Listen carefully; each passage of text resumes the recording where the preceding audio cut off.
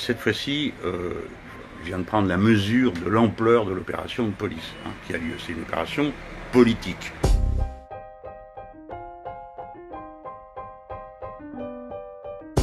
Vous me trouvez une drôle de tête, c'est parce que je fais l'objet d'une perquisition depuis 7 h du matin chez moi.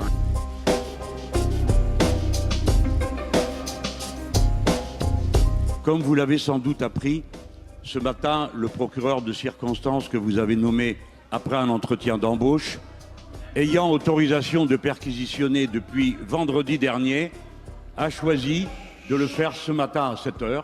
Et j'ai ouvert ma porte à des gens qui tapaient précipitamment. Ils étaient armés et avec des gilets pare-balles, car on ne sait jamais avec moi ce qui peut se produire. Je suis président d'un groupe d'opposition.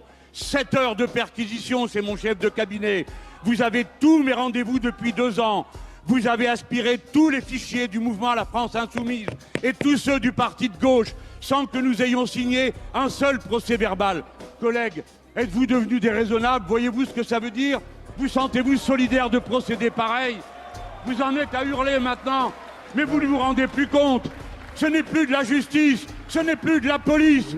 L'acte qui a été réalisé ce matin, la perquisition qui a été réalisée ce matin, n'a pas été demandé par, entre guillemets, je vous cite, un procureur que j'aurais nommé après un entretien préalable. Le procureur de Paris, Monsieur le Président Mélenchon, a été nommé bien avant que je sois moi-même nommé Premier ministre, et vous le savez parfaitement.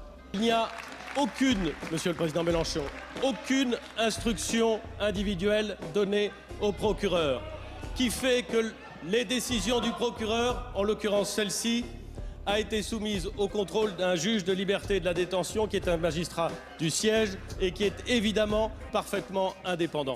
Il ne m'appartient pas, Monsieur le Président Mélenchon, il n'appartient d'ailleurs en vérité à aucun d'entre nous de remettre en cause le texte constitutionnel et le principe fondamental de l'indépendance de la justice.